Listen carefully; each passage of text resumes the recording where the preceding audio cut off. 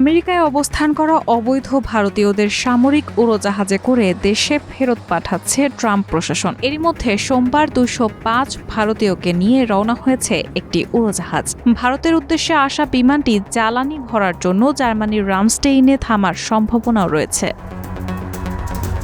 আজ মঙ্গলবার এক প্রতিবেদনে এসব তথ্য জানিয়েছে এনডিটিভি। প্রতিবেদন বলছে, C-17 উড়োজাহাজে ভারতীয়দের ফেরত পাঠাচ্ছে ট্রাম্প প্রশাসন। রিপাবলিকান এই নেতা এবারের মেয়াদে ক্ষমতায় আসার পর ভারতীয়দের আমেরিকা থেকে ফেরত পাঠানোর ঘটনা এটিই প্রথম।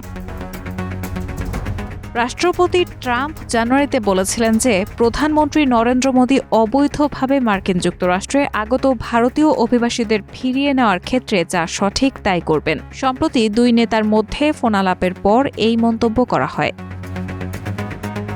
মার্কিন প্রশাসনের বরাতে বার্তা সংস্থা রয়টার্সের প্রতিবেদনে বলা হয়, মার্কিন সামরিক বাহিনীর সবচেয়ে দূরবর্তী গন্তব্য এই ভারত। এখানেই তাদের একটি ফ্লাইটে করে ফেরত পাঠানো হয়েছে অবৈধ ভারতীয়দের।